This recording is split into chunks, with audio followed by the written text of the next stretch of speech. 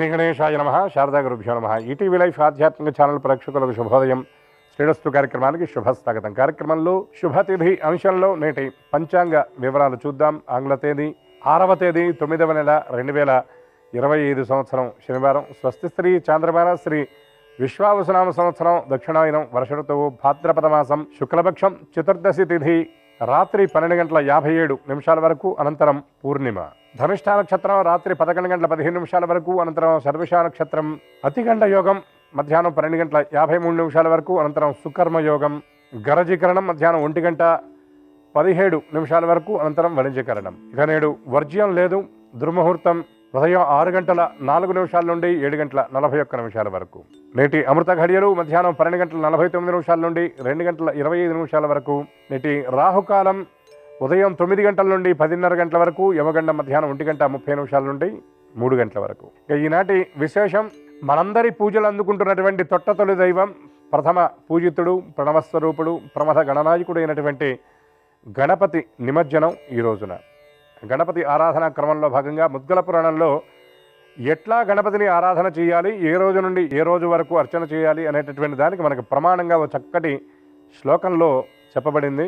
చతుర్థాం భాద్రపదస్య పూజ గణపతిర్మత, అంటే భాద్రపద మాసంలో వచ్చేటటువంటి చతుర్థి, అంటే గణ చతుర్థిగా చెప్పబడేటటువంటి వినాయక చవితి నుండి పూజని ప్రారంభించి ఇదే భాద్రపద మాసంలో చతుర్దశ్యాం విసర్జయేత్, అంటే చతుర్దశి వరకు అర్చన చేసి ఈ చతుర్దశి నాడు ఉద్వాసన చెప్పమని శాస్త్రవచనం. అటువంటి ప్రకృతి స్వరూపుడైనటువంటి గణపతిని మనం ఆరాధన చేసిన తర్వాత ఆయన మళ్ళీ తీసుకువెళ్ళి ఆ నీళ్లలో ఉంచేటటువంటి కార్యక్రమాన్ని నిమజ్జనం అని పిలుస్తారు. అటువంటి ఈ నిమజ్జనం ఈరోజు చేస్తారు.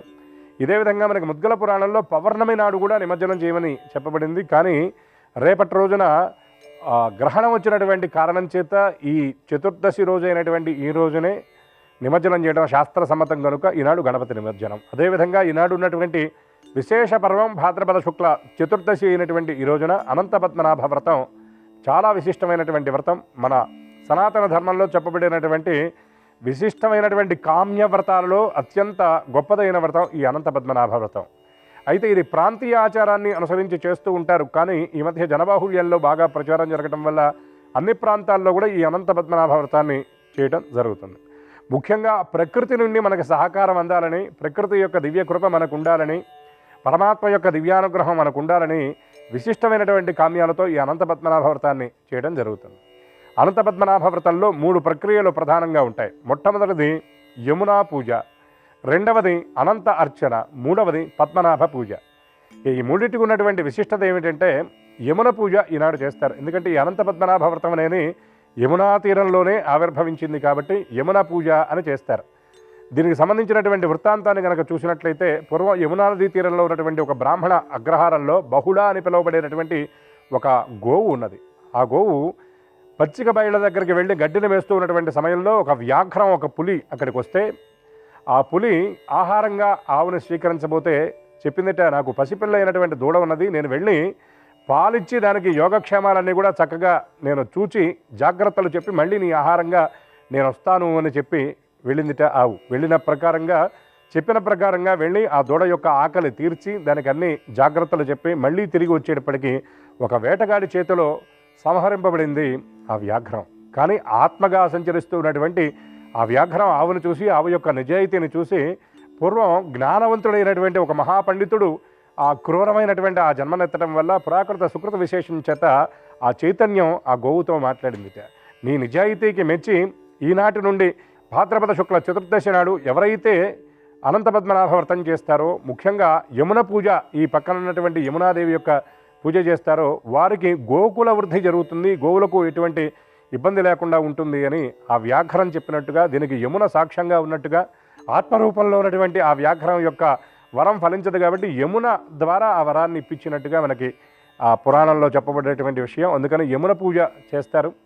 అదేవిధంగా అనంత పూజ చేయటం ఏమిటంటే సర్ప సంబంధమైనటువంటి దోషాలు లేకుండా, సర్పబాధ లేకుండా ఉండాలి అనేటటువంటి ఉద్దేశ్యంతో అనంత పూజ చేస్తారు. 7 పడగలు ఉన్నటువంటి ఆ సర్పాన్ని చిత్రీకరించి లేదా దర్భతో కూర్చగా ఏర్పాటు చేసి ఆ అనంత పూజ చేస్తారు. తర్వాత పద్మనాభుడు అంటే వేదస్వరూపుడు, వేదాత్మకుడైనటువంటి బ్రహ్మదేవుడు ఆవిర్భవించినటువంటి నాభి కమలాన్ని ధరించినటువంటి పద్మనాభుడి యొక్క అర్చన కూడా విశేషంగా చేస్తారు. సర్వకామ్య సిద్ధి ఈ అనంత పద్మనాభ వ్రతం వల్ల కలుగుతుందనే శాస్త్రవచనం కనుక అటువంటి అనంత పద్మనాభుడి యొక్క దివ్యకృప, సర్పదేవతల యొక్క అనుగ్రహం, యమునాది నదీ దేవతల యొక్క కృపతో పాటు ఈనాడు ఈ నిమజ్జనోత్సవం చక్కగా జరుగుతుంది. కాబట్టి అటువంటి ప్రథమ పూజితుడు, ప్రమథ గణనాయకుడైనటువంటి గణపతి యొక్క దివ్యకృప కూడా అందరికీ పరిపూర్ణంగా లభించాలని, అట్లానే జనబాహుల్యంలో చాలా విశిష్టంగా ఆచరించేటటువంటి ఈ నిమజ్జనోత్సవం చక్కగా ప్రశాంతంగా జరగాలని గణపతి శ్రీచరణాలను ప్రార్థిస్తూ స్వస్తి.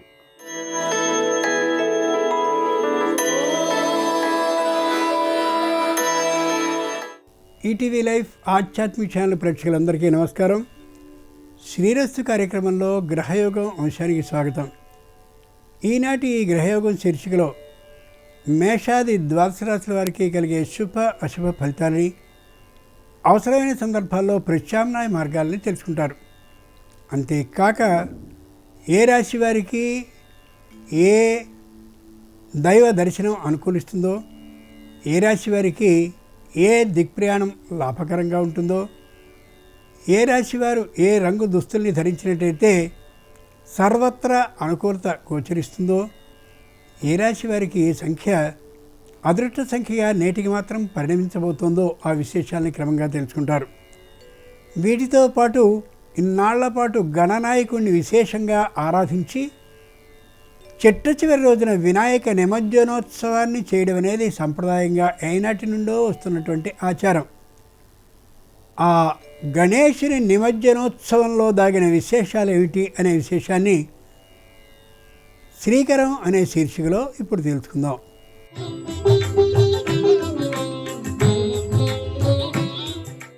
గణేశుని నవరాత్రాల్లో ఆరాధించిన తర్వాత అనంత పద్మనాభ చతుర్దశి నాడు నిమజ్జనాన్ని చేస్తాం. ఏ చెరువులో మట్టి గణపతిని తయారు చేశామో మళ్ళీ అదే చెరువులో ఆ గణపతిని నిమజ్జనం చేయాలనేది సంప్రదాయం. ఏది ఎక్కడి నుండి స్వీకరించామో తిరిగి దాన్ని అక్కడికే చేర్చడం సృష్టి ధర్మం. ఈ శరీరం పాంచభౌతిక అంశాలతో ఆకృతి దాల్చింది. శరీరం ఏర్పడి చైతన్యంతో వ్యవహరించి చివరికి అచేతనమైపోయి తిరిగి పంచభూతాల్లో సంలీనమవుతుంది. అనంత ప్రకృతిలో మమేకమవుతుంది. పూజించిన గణపతితో పాటు 21 విధాల పత్రిని కూడా జలాశయాల్లో నిమజ్జనం చేస్తారు. దీనివల్ల ఔషధీకృతమైన ఆ పత్రాల్లోని సారం మొత్తం జలాశయాల్లో సమ్మిళితం అవుతుంది. ఆ నీటిని ఆ ఔషధ అంశాలు శుద్ధి చేయడంతో పాటు అందులో స్నానాన్ని చేసిన వారికి శారీరక మానసిక ఆరోగ్యాలు చేకూరుతాయి.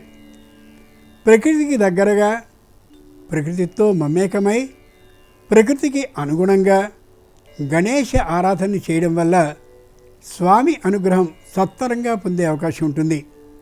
ఇలా గణేశ నిమజ్జనంలో ఎన్నో ఆధ్యాత్మిక, ప్రాకృతిక, సామాజిక అంశాలు నేపథ్యంగా కనిపిస్తాయి. ముందుగా నేటి పంచాంగం. ఈరోజు శుద్ధ చతుర్దశి, శనివారం, నక్షత్రం ధనిష్ఠ. ఇక నేటి గ్రహస్థితిని పరిశీలించి చూస్తే మిథునంలో గురుడు, కర్కాటకంలో శుక్రుడు, సింహంలో రవి బుధ కేతువులు, కుజుడు కన్యలో, చంద్ర రాహువులు కుంభంలో, మీనంలో శని ఉన్నారు. ఈ తాత్కాలిక గ్రహస్థితి ఆధారంగా మేషాది ద్వాదశ రాశుల వారికి కలిగే శుభ అశుభ ఫలితాలని క్రమంగా తెలుసుకుందాం. ముందుగా మేషరాశి.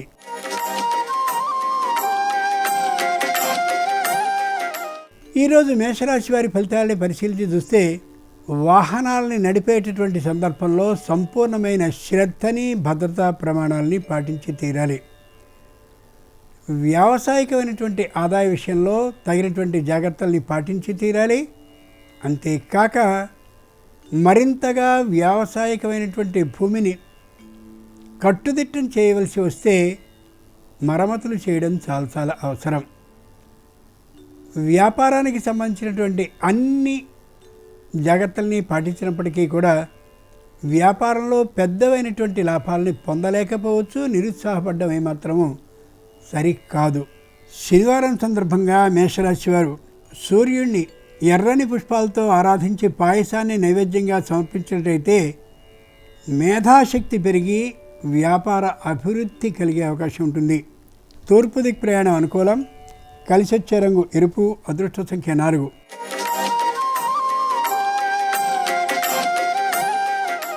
ఈరోజు వృషభ రాశి వారి ఫలితాలని పరిశీలించి చూస్తే ఎదుటి వారితో మాట్లాడవలసినంతే మాట్లాడతారు చాలా జాగ్రత్తగా. పై అధికారులు వీరి ధర్మ బుద్ధిని గ్రహించి అధార్మికమైనటువంటి ఆలోచనల్ని సూచనల్ని ఏమాత్రము వీరికి చొప్పించడం కోసం ప్రయత్నాన్ని కూడా చేయరు. న్యాయస్థానంలో ఏ విధమైనటువంటి అభియోగాలు అపరిష్కృతంగా లేని కారణంగా ఉత్సాహంగా ఉండగలుగుతారు. ధైర్యంగా పనులు చేయించుకోగలుగుతారు కూడా. ముఖ్యంగా శారీరకమైనటువంటి ఆరోగ్య విషయంలో తగినటువంటి భద్రతా ప్రమాణాలని జాగ్రత్తల్ని పాటించడం అతి ముఖ్యం. శనివారం సందర్భంగా వృషభ రాశి వారు శని స్తోత్రాన్ని 19 మార్లు పఠిస్తూ నువ్వులతో అర్చన కానీ చేసినట్లయితే శనిగ్రహ అనుగ్రహం లభిస్తుంది. ఉద్యోగంలో అభివృద్ధి సాధింపబడుతుంది. ఈశాన్య దిక్ ప్రయాణం అనుకూలం. కలిసి వచ్చే రంగు తెలుపు. అదృష్ట సంఖ్య 3.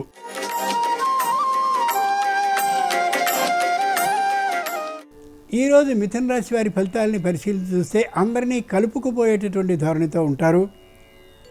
ముఖ్యంగా తల్లిదండ్రుల్ని తమ వద్దకి తెచ్చుకుని వారి సేవ చేసుకునేటువంటి ఆలోచనతో ఉంటారు. ఎవరిని నొప్పించేటటువంటి ధోరణి లేకుండా ఉంటారు. నూతనమైనటువంటి ఉద్యోగానికి కావాల్సినటువంటి అవకాశం లభించినా కూడా వెళ్ళే ఊహలో ఉండరు. సంతానానికి సంబంధించిన విద్యా అభివృద్ధి గురించిన విశేషమైన శ్రద్ధని పాటిస్తూ ఉంటారు.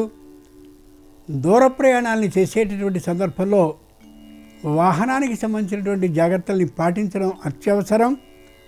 భద్రతా ప్రమాణాలతో పాటు ఆస్తి నష్టం, వస్తు చౌర్యం లేకుండా ఉండేలా కూడా తగిన జాగ్రత్తల్ని తీసుకోవాలి. శనివారం సందర్భంగా మిథున రాశి వారు గాయత్రీదేవిని పూజించి వడపప్పు పాయసాన్ని నైవేద్యంగా సమర్పించినట్లయితే సకల విఘ్నాలు తొలగే అవకాశం ఉంటుంది. వృత్తి అభివృద్ధి అవుతుంది కూడా. పశ్చిమ దిక్ ప్రయాణం అనుకూలం. కలిసి వచ్చే రంగు నీలం. అదృష్ట సంఖ్య 5.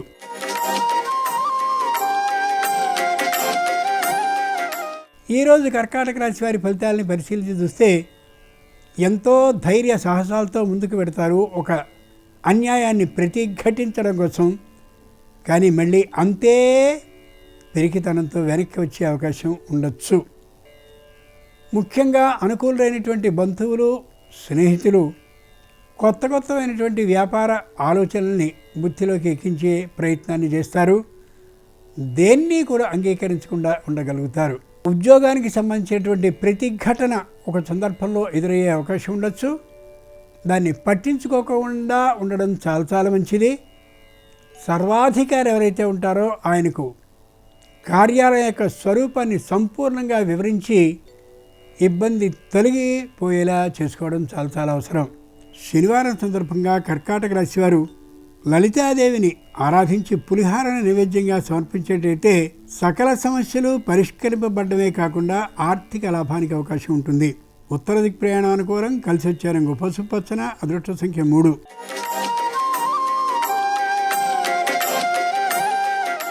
ఈరోజు సింహరాశి వారి ఫలితాలని పరిశీలించి చూస్తే గంభీరంగా ఉంటారు.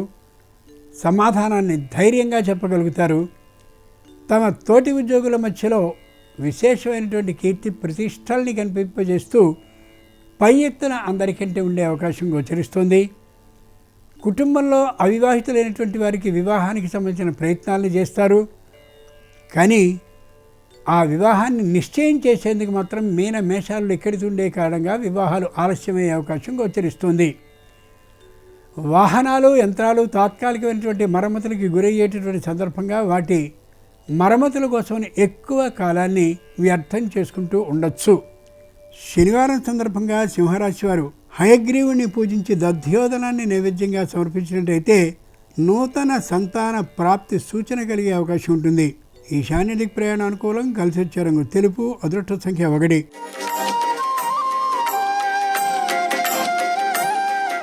ఈరోజు కన్యారాశి వారి ఫలితాలను పరిశీలించి చూస్తే ప్రతి క్షణము కూడా ఆర్థికమైనటువంటి కణముగా భావిస్తూ ఆర్థిక లాభం కోసమే తపన పడుతూ కనిపిస్తారు. ఎవరితోనూ తమ కుటుంబానికి సంబంధించిన జీవితానికి సంబంధించిన రహస్యాలను చెప్పడానికి ఏమాత్రపు ఇష్టాన్ని చూపించరు. ఎదుటివారు బలవంతంగా ప్రశ్నల్ని వేస్తున్నప్పటికీ కూడా చిరునవ్వునే సమాధానంగా చేస్తారు తప్ప సరైనటువంటి సూటైనటువంటి సమాధానాన్ని చెప్పడానికి ఇష్టాన్ని చూపించరు. తాత్కాలికంగా మానసికమైనటువంటి అశాంతి కలిగే అవకాశం ఉంది కాబట్టి మానసిక ప్రశాంతత కోసం దైవ ధ్యానము ఆధ్యాత్మిక భావన కలిగి ఉండడం అవసరం.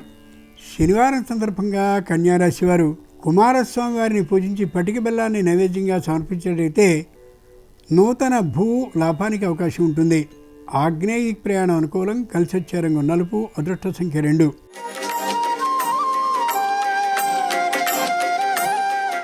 ఈరోజు తులారాశి వారి ఫలితాలను పరిశీలించి చూస్తే ఏమాత్రపు భయభావము లేకుండా ఉంటారు. తల్లిదండ్రుల ఆరోగ్యం గురించి సంపూర్ణమైన శ్రద్ధని పాటిస్తూ ఉంటారు.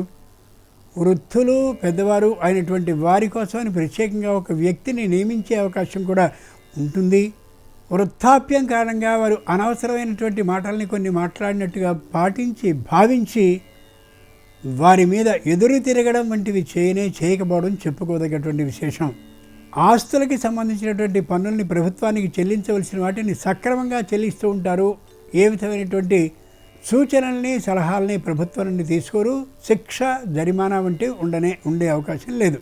శనివారం సందర్భంగా తులారాశి వారు గణపతిని ఆరాధించి బెల్లం ముక్కను నైవేద్యంగా పెట్టినట్లయితే విఘ్నాలు తొలగడమే కాకుండా పాత బకాయిలు వసూలై వ్యాపారం అభివృద్ధి పథంగా సాగుతుంది. వాయువ్యదిక్ ప్రయాణం అనుకూలం. కలిసి వచ్చే రంగు ఎరుపు. అదృష్ట సంఖ్య 5.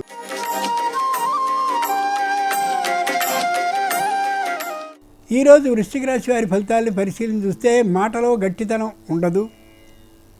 కోపం అనేది ఏమాత్రము ప్రదర్శించరు.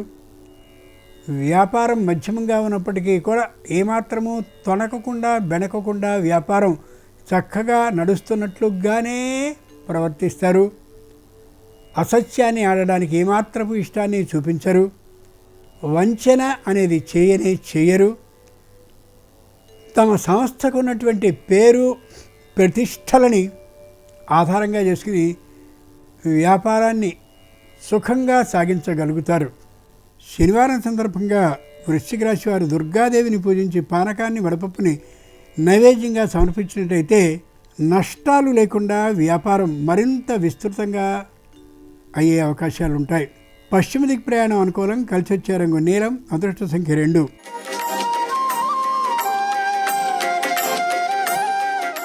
ఈరోజు ధనురాశి వారి ఫలితాలను పరిశీలించి చూస్తే అహంకార భావం హెచ్చుగా ఉంటుంది.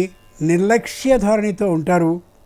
శారీరకమైనటువంటి అనారోగ్యం ఉందని తెలిసినప్పటికీ కూడా ఔషధ సేవకు ఏమాత్రం ప్రాధాన్యాన్ని ఇయ్యరు. శారీరకమైనటువంటి స్థౌల్యం అంటే శరీరం లావు కావడం, బరువు పెరగడం, తరచు నిద్ర వస్తూ ఉండడం అనే ఈ గుణాలు ఏమాత్రము మంచివి కావు అని తెలిసినప్పటికీ కూడా వైద్య పర్యవేక్షణకి పడరు. వృత్తి ఉద్యోగ వ్యాపారాల ఆదాయం మధ్యమంగానే ఉంటుంది తప్ప ఈ రాశి వారికి విశేషంగా ఉండకపోవచ్చు నేటికి. శనివారం సందర్భంగా ధనురాశి వారు లక్ష్మీదేవిని పూజించి అరటి పండ్లను నైవేద్యంగా సమర్పించినట్లయితే వ్యాపారానికి కావాల్సినటువంటి రుణాలు పుష్కలంగా లభించే అవకాశం ఉంటుంది. పశ్చిమ దిక్ ప్రయాణం అనుకూలం. కలిసి వచ్చే రంగు నీలం. అదృష్ట సంఖ్య 2.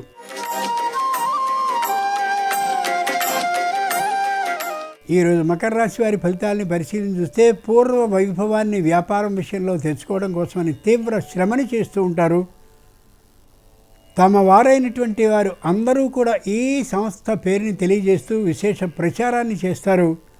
తద్వారా వ్యాపార అభివృద్ధి మెల్లగా సాగే అవకాశం ఉంది. గాలిపటం ఏ విధంగా మెల్లమెల్లగా పైకి వెళుతూ ఆకాశంలోనికి వెళ్ళిపోతుందో అలా వ్యాపార అభివృద్ధి కోసమని తీవ్రమైన కృషిని శ్రమని చేస్తూ కనిపిస్తారు ఈ రాశివారు. శనివారం సందర్భంగా మకర రాశివారు శ్రీ వీర వెంకట సత్యనారాయణ స్వామి వారిని పూజించి గోధుమ రవ్వ ప్రసాదాన్ని నైవేద్యంగా సమర్పించినట్టయితే ఏ విధమైనటువంటి ఇబ్బందులు కుటుంబంలో ఉండవు. ఐకమత్య భావన మరింతగా పెరిగి ఆర్థిక లాభానికి అవకాశం ఉంటుంది. తూర్పు దిక్ ప్రయాణ అనుకూలం, కలిసి వచ్చే రంగు ఎరుపు, అదృష్ట సంఖ్య 2.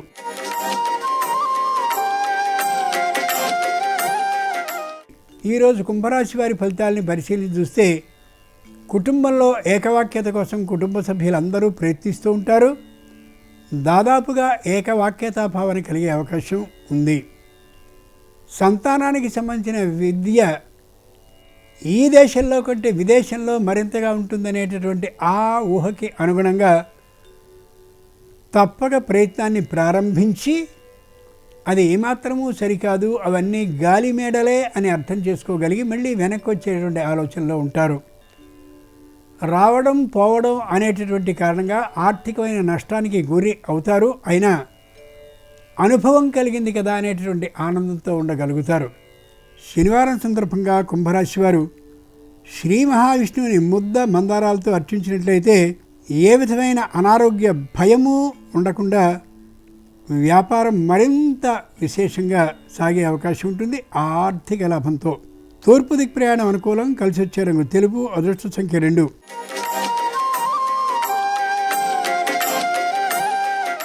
ఈరోజు మీన రాశి వారి ఫలితాలని పరిశీలించి చూస్తే వృత్తి, ఉద్యోగ, వ్యాపారాల్లో విపరీతమైనటువంటి వేగంగా ఉంటారు. శక్తోన్న దశలోనే విశేషాలన్నింటినీ గ్రహించగలిగినటువంటి నేర్పరితనంతో ఉంటారు. వ్యాపారానికి సంబంధించినటువంటి పెట్టుబడిని మరింతగా పెట్టి వ్యాపార అభివృద్ధిని చేయాలనేటువంటి ధ్యాస ధోరణిలో ఉంటారు.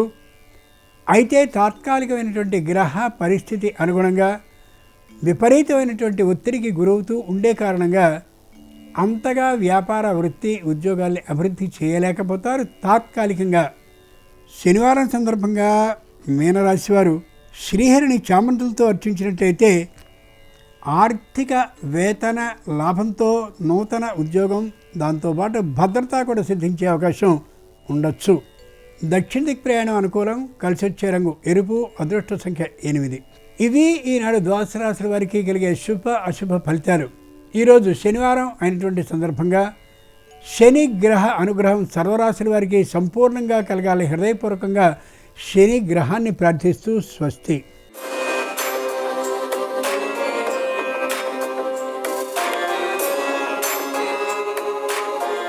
నమస్కారం. ఈరోజు గణేష నిమజ్జనం, అనంత పద్మనాభ స్వామి వ్రతం.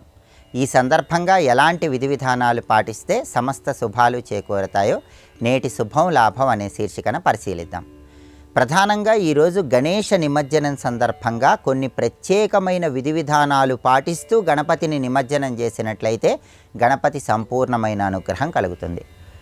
వాటిలో ముఖ్యమైన విధి విధానం ఏంటంటే, ఈ గణేష నవరాత్రుల సందర్భంగా మీరు ఏ వినాయక విగ్రహానికైతే నవరాత్రుల్లో పూజ చేశారో ఆ వినాయక విగ్రహం దగ్గర నిమజ్జనం చేసే ముందు దీపారాధన చెయ్యాలి. ఆ తర్వాత ఆ విగ్రహం ముందు ఉత్తర దిక్కు వైపు తిరిగి పూజ చేయాలి. ఉత్తర దిక్కు వైపు తిరిగి పూజ చేసిన తర్వాత గణపతికి ఒక ప్రత్యేకమైన మూటను సమర్పించాలి. ఆ మూట ఏంటంటే, ఒక ఎరుపు రంగు వస్త్రం తీసుకొని ఆ ఎరుపు రంగు వస్త్రంలో కొన్ని అటుకులు ఉంచాలి, కొన్ని మోదకాలు ఉంచాలి, ఒక కొబ్బరికాయ ఉంచాలి.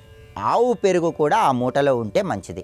ఆవు పెరుగు, మోదకాలు, కొబ్బరికాయ వీటన్నిటినీ కూడా ఆ ఎరుపు రంగు వస్త్రంలో ఉంచి మూటగట్టి ఆ మూటను గణపతి దగ్గర ఉంచి నమస్కారం చేసుకోవాలి. ఈ మూటలో ఉన్న అంతరార్థం ఏంటంటే, కైలాస ప్రయాణం అవుతున్నటువంటి గణపతికి మనం నైవేద్యాన్ని సమర్పించటం, ఆహారాన్ని అందించటం అనేది ఈ మూటను సమర్పించటంలో ఉన్న అంతరార్థం. అలా మూటను గణపతి దగ్గర సమర్పించి ఆ తర్వాత కుటుంబ సభ్యులందరూ కానీ ఇంటి యజమాని కానీ ఆ మూటతో పాటు గణపతిని నిమజ్జనం చేయడానికి తీసుకొని వెళ్ళాలి. గణపతిని నిమజ్జనం చేసేటప్పుడు ఆ మూట కూడా విడిచిపెట్టాలి. ఇలా చేస్తే కైలాస ప్రయాణం అవుతున్నటువంటి గణపతి సంపూర్ణమైన అనుగ్రహం సులభంగా కలుగుతుంది. అయితే గణేష నిమజ్జనం సందర్భంగా గణపతిని నిమజ్జనం చేయటం వీలు కాని వాళ్ళు ఎవరైనా సరే దానికి ప్రత్యామ్నాయంగా ఒక వక్కను తీసుకొని దగ్గరలో ఉన్నటువంటి నీటిలో ఆ వక్కను ముంచుతూ గణపతిని నిమజ్జనం చేసినట్లుగా భావించుకోవచ్చని పరిహార శాస్త్రంలో చెప్పడం జరిగింది. గణేష నిమజ్జనం సందర్భంగా ఈ ప్రత్యేకమైన విధి విధానాలు పాటించండి. నిమజ్జనం చేసేటప్పుడు కూడా ఓం లంబోదరాయ నమః ఈ మంత్రాన్ని మనసులో స్మరించుకుంటూ గణపతి విగ్రహాన్ని నిమజ్జనం చేయండి. సమస్త శుభాలను సిద్ధింపజేసుకోండి.